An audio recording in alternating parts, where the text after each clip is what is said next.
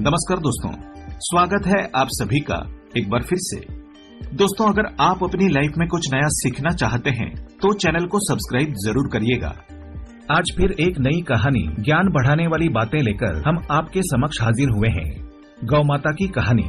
गौ माता ने बताया कि ये 4 काम मनुष्य को हमेशा अकेले में करने चाहिए। ये जो आज की कहानी है, जीवन के कुछ खास सिद्धांतों को बताने वाली कहानी है।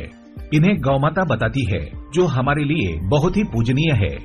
गौ माता समय समय पर इंसान को ऐसे ऐसे संदेश देती हैं, जो इंसान इनको समझ जाए तो फिर उसका जीवन धन्य हो जाता है। गाय को माता क्यों कहा जाता है? गौ माता में 33 कोटि देवी देवताओं का वास होता है। गौ माता की महिमा अपरंपार है। गौ माता में अनगिनत चमत्कार होते हैं। जो लोग इनको समझ जाते हैं वो अपना भाग्य बदल सकते हैं, अपने नसीब को बदल कर रख सकते हैं। इस कहानी में आप जानेंगे गौ माता ने बताई 4 महत्वपूर्ण बातें।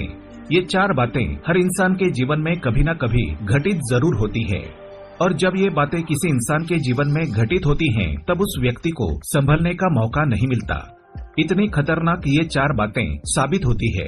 इसलिए इन 4 बातों पर गौर करें, इन्हें ध्यान से सुनें और अपने जीवन में इन 4 बातों पर अमल जरूर करें। सुखी जीवन का सार बताने वाली ये कहानी है। बताने से पहले आपसे गुजारिश है कि वीडियो को पूरा अवश्य देखें, क्योंकि अधूरी जानकारी, आधा अधूरा ज्ञान हमेशा घातक होता है। वीडियो को शेयर भी करें और चैनल को सब्सक्राइब करके बेल आइकन जरूर दबाएं। आते हैं कहानी पर। बहुत साल पहले की बात है। एक गांव में भोला नाम का एक व्यक्ति रहता था। भोला जमींदार लोगों की गायों को चरा कर लाया करता था। वो उन गायों को जंगल में चराता और ग्वाली का जो पैसा मिलता उससे अपना चरितार्थ चलाता, अपने परिवार की देखभाल किया करता था। भोला का रोज का ये काम था। थोड़ी गायें अपनी और कुछ गायें जमींदार लोगों की थी। उनको जंगल में चराने ले जाता। बहुत ज्यादा पैसे तो नहीं मिलते थे, लेकिन जैसे तैसे उसका गुजारा हो जाता था। जिस जंगल में भोला गाय चराने लेकर जाता था, उसी के पास एक पहाड़ था। उस पहाड़ में एक गुफा थी। उस गुफा में एक साधु रहा करते थे। साधु के पास एक ऐसी चमत्कारी गाय थी, जो रोज भोला की गायों में शामिल हो जाती और चरती। सभी गायों के साथ चारा पानी खाने के बाद जब भोला शाम के समय अपनी गायों को घर लेकर जाता, तब रास्ते में वो गाय अलग रास्ता पकड़ लेती थी और अपने स्थान पर चली जाती थी। जब भोला सुबह के समय गायों को जंगल में चराने लेकर जाता था, तब वो गाय कहीं आधे रास्ते में उन गायों में शामिल हो जाती थी। ज्यादा गायें होने के कारण भोला को पता नहीं चलता था। एक दिन भोला जंगल में अपनी गायों को संभाल रहा था, तब उसने गायों की गिनती की। उसने देखा कि एक गाय उनमें ज्यादा है।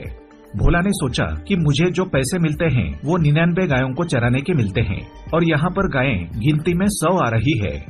भोला शाम को लौटने के बाद जिन लोगों की गायें थी उनके पास गया और उनसे कहने लगा कि मुझे जो पैसे मिलते हैं वो 99 गायों के मिलते हैं, लेकिन मैं जो चरा कर लाता हूँ वो पूरी 100 गायें हैं। भोला की इस बात को सुनने के बाद सभी जमींदार लोग कहने लगे कि भोले, तुम हिसाब में कच्चे हो। हमने जो गायें तुम्हें चराने के लिए दे रखी हैं, उन्हीं गायों का पैसा हम तुम्हें देते हैं, ना कम ना ज्यादा। तब भोला ने फिर से गायों की गिनती कर ली। अब उसके पास वही 99 गायें थी। अब भोला सोचने लगा कि जब जंगल में मैंने गिनती की थी उस वक्त पूरी 100 गायें थी, लेकिन यहाँ पर 99 कैसे हो गई? भोला ने सोचा, हो सकता है किसी और की गाय आई हो। भोला दूसरे दिन फिर से गायों को लेकर चला गया। तभी रास्ते से वही साधु की गाय इन गायों में शामिल हो गई। भोला ने जंगल में जाकर फिर से गायों की गिनती की। भोला को पूरी 100 गायें मिली। भोला अब अचंभे में पड़ गया। फिर शाम के समय गांव में वापस पहुंचकर उसने गायों की गिनती कर ली। अब वहां पर उसे 99 गायें मिली। तब भोला ने सोचा कि किसी अन्य की गाय चरने आ जाती है, रास्ते में कहीं पर मेरी गायों में शामिल होकर चरने आती होगी। अब भोला तीसरे रोज एक अन्य व्यक्ति को अपने मित्र को साथ लेकर जंगल चला गया। उसने कहा कि शाम के समय तुम सभी गायों को घर वापस ले आना, मुझे किसी काम से जाना है, तो मैं गायों को वापस गांव नहीं ले जा पाऊंगा। जब शाम का समय हुआ, भोला थोड़ी दूरी पर झाड़ियों में छुपकर बैठ गया। उस दूसरे व्यक्ति के साथ गायों ने घर का रास्ता पकड़ लिया। भोला छुपकर झाड़ियों के आड़ में चलकर गायों पर नजर रख रहा था, पीछे पीछे चल रहा था।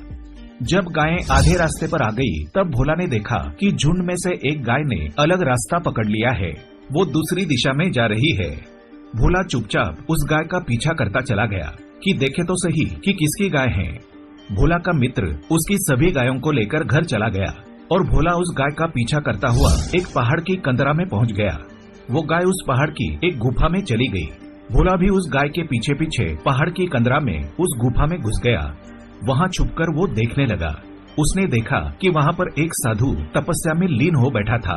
वो साधना कर रहा था। उसके चेहरे पर बड़ा तेज था। गाय वहाँ पर पहुंचकर खड़ी हो गई। फिर साधु ने अपनी आंखें खोली और उठकर गाय को बांध दिया। गाय का दूध निकालकर वो अपना भोजन बनाने में व्यस्त हो गया। भोला वहीं छुपकर सब कुछ देखता रहा। थोड़ी ही देर में उस गाय ने गोबर किया। वो सोने का गोबर था। साधु ने तुरंत जाकर गाय के गोबर को उठा लिया और अपने धन भंडार में रख दिया। भोला इस सारी घटना को छुपकर देख रहा था। उसे अपनी आंखों पर विश्वास नहीं हो रहा था। भोला उस गाय के पास चला गया और गाय से बोला कि गाय माता, मैं एक निर्धन ग्वाला हूँ। दिन भर 99 गायों को चराता हूँ। आप भी उसी में आ जाती हो, लेकिन गायों को चराने से पर्याप्त धन नहीं मिलता जिससे कि मैं अपने परिवार का अच्छे से लालन पालन कर सकूं। तब वो गौमाता भोला से कहने लगी कि मैंने तुम्हें देखा है, तुम गायों को बड़े प्रेम से रखते हो, उन्हें कभी मारते धुतकारते नहीं हो। मैं थोड़ी देर में गोबर करने वाली हूँ, उस गोबर को उठाकर तुम अपने घर ले जाना। तब भोले ने कहा कि गौमाता, गोबर से क्या होगा? 99 गायें मेरे पास होती हैं और वो रोज गोबर करती हैं। गोबर से मैं धनी कैसे बन सकता हूँ? तब गौमाता बोली कि ग्वाले, मैं कोई साधारण गाय नहीं हूँ, मैं एक चमत्कारी गाय हूँ और मैं जो गोबर देती हूँ वो सोने का होता है। इसे राज ही रखना। इस बात को तुम अपने तक ही सीमित रखना, किसी और को मत बताना। तब भोला ने कहा कि ठीक है गौमाता। थोड़ी देर बाद गौमाता ने गोबर कर दिया। भोला उस गोबर को उठाकर अपने घर लेकर आ गया। घर पर पहुंचकर उसने देखा तो पूरा गोबर सोने का बना हुआ था।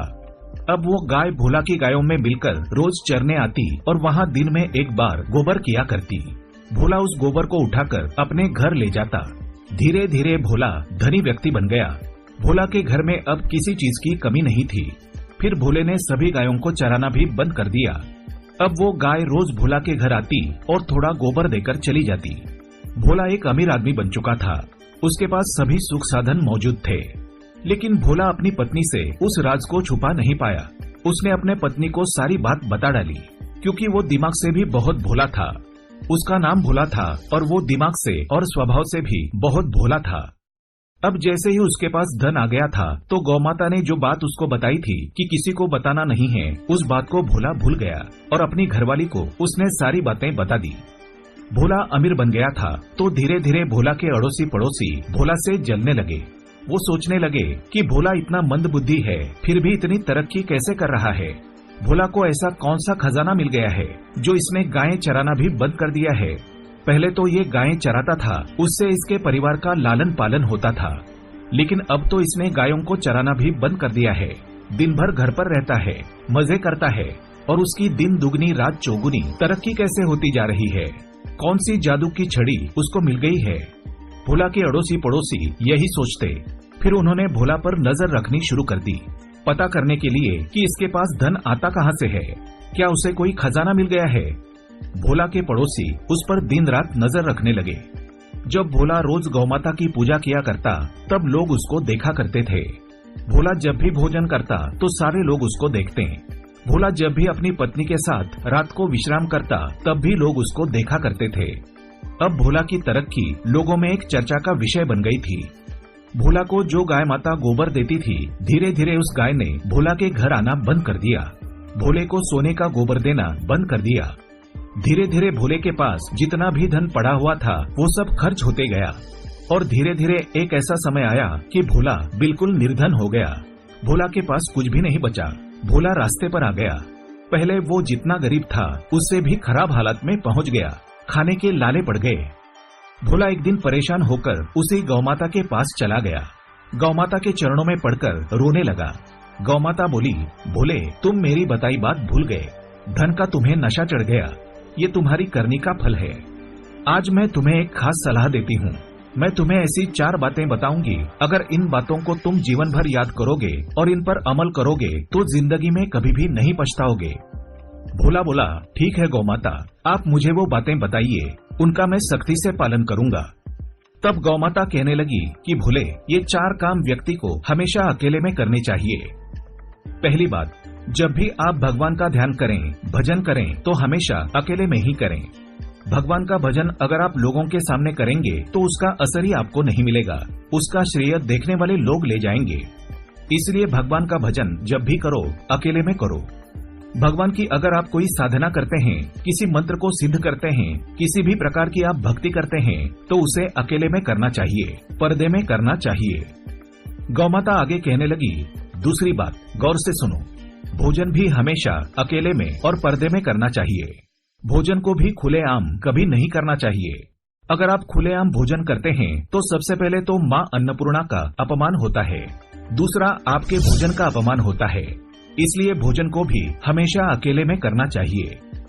तीसरी बात गौमाता कहने लगी कि भोले, ये बड़ी काम की बात है, इसे गौर से सुन लो। गौमाता बोली कि जब भी पति पत्नी रात्रि के समय विश्राम करते हैं तो वो पर्दे में होना चाहिए, अकेले में होना चाहिए। जो लोग खुलेआम हम बिस्तर करते हैं उन लोगों पर अकाल मृत्यु का भय हमेशा बना रहता है, इससे ही उनकी अकाल मृत्यु हो जाती है। चौथी और आखिरी बात गौमाता ने बताई, भोले ये सबसे खास और सबसे महत्वपूर्ण बात है, इसको जीवन में हमेशा याद रखना। गौमाता बोली कि अपनी कमाई का जरिया, अपनी आमदनी का जरिया किसी को नहीं बताना चाहिए, इसको भी हमेशा पर्दे में रखना चाहिए, अपने सीने में दफन रखना चाहिए। अगर आप अपनी कमाई का जरिया, अपनी आमदनी का जरिया अन्य किसी को बताते हैं तो एक दिन ऐसा आएगा कि आपकी कमाई का जरिया ही खत्म हो जाएगा, आपके हाथों से आपका कमाई का जरिया निकल ही जाएगा।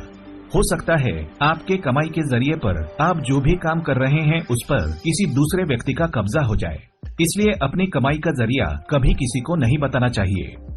गौमाता ने ये 4 बातें भोला को बताई।